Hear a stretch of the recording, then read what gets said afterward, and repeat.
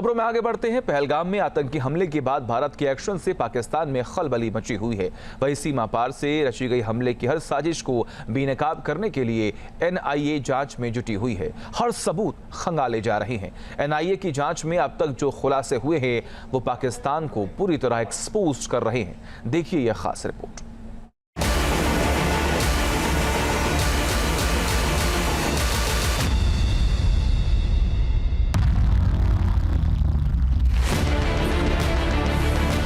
पहलगाम आतंकी हमले को लेकर भारत एक्शन में है।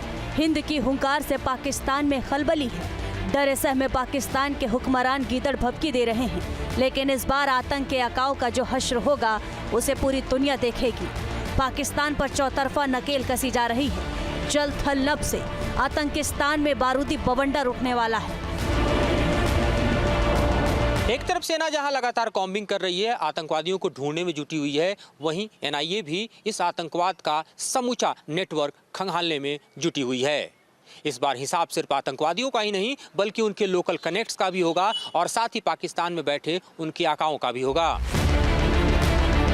पहलगाम हमले की साजिश सीमा पार रची गई और आतंकवादियों की ट्रेनिंग भी पीओके के टेरर कैंप में हुई, लेकिन बिना लोकल सपोर्ट के ये संभव नहीं है।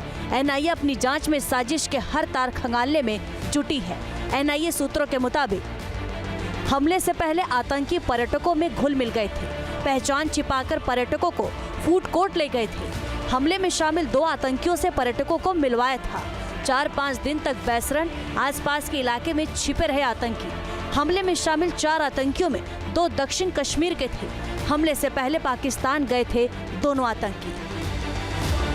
पहलगाम आतंकी हमले में जुटी एनआईए एक सबूत जुटा रही है। आतंकियों के घाटी में दाखिल होने से लेकर वापस भागने तक के रूट की 3D मैपिंग की गई है। सूत्रों के मुताबिक एनआईए की रडार पर कुछ स्थानीय दुकानदार भी हैं।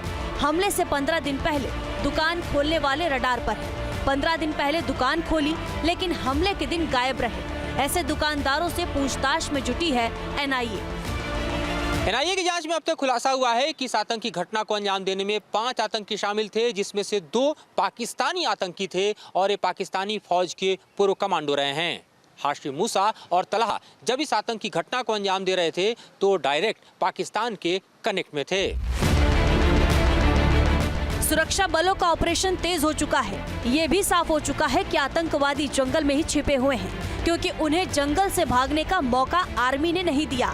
आतंकवादियों की तलाश में हेलीकॉप्टर और ड्रोन लगातार उड़ रहे हैं। दूसरी तरफ एनआईए जांच में भी अहम सुराग सामने आ रहे हैं। एनआईए सूत्रों के मुताबिक 22 अप्रैल को हमले को अंजाम देने से पहले आतंकवादियों ने 4 जगहों की रेकी की थी।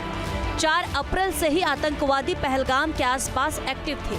आतंकवादियों ने अरू और बेताब घाटी की रेकी की थी। अम्यूजमेंट पार्क की भी रेकी की गई थी। आखिर में आतंकियों ने हमले के लिए बैसरन घाटी को चुना। माना जा रहा है कि एनआईए की जांच अब आतंकवादियों के रहनुमाओं के बेहद करीब पहुंच चुकी है। एनआईए ने 2800 से ज्यादा लोगों से पूछताछ की है और 150 से ज्यादा संदिग्धों को हिरासत में लिया है। एनआईए की टीमें खच्चर वालों से भी लगातार पूछताछ कर रही है। खच्चर वालों से पूछताछ के आधार पर आतंकवादियों के छुपे होने के रूट को ट्रेस किया जा रहा है। जिप लाइन ऑपरेटर से भी एनआईए की टीम पूछताछ कर चुकी है। एनआईए की टीम ने बैसरन घाटी से असॉल्ट राइफल के 40 खोखे बरामद किए। मोबाइल टावर का डेटा कलेक्ट किया गया है और उसकी भी जांच जारी है। 3 सैटेलाइट फोन की मूवमेंट भी एनआईए ट्रैक कर रही है। 22 अप्रैल को हुए पहलगाम आतंकी हमले में 26 टूरिस्ट की मौत हो गई थी। गृह मंत्रालय के निर्देश पर एनआईए ने जांच शुरू की। जांच का दायरा भी बढ़ाया गया। भारत आतंकिस्तान के खिलाफ फाइनल स्ट्राइक की तैयारी कर चुका है। एनआईए ने अपने जांच में आतंकिस्तान के समूचे नेटवर्क को उजागर कर दिया है और ऐसे में इस बार बहानेबाजी नहीं चलेगी, बल्कि आतंकिस्तान को अंतिम सबक सिखाया जाएगा। पहलगाम आतंकी हमला कर पाकिस्तान ने अपनी कब्र खोल दी है। बुनेश्वर केसावत के साथ Madhurendra Kumar, news nation. News nation अब व्हाट्सएप पर खबरों के ताजा अपडेट के लिए न्यूज नेशन के इस क्यूआर कोड को स्कैन करें।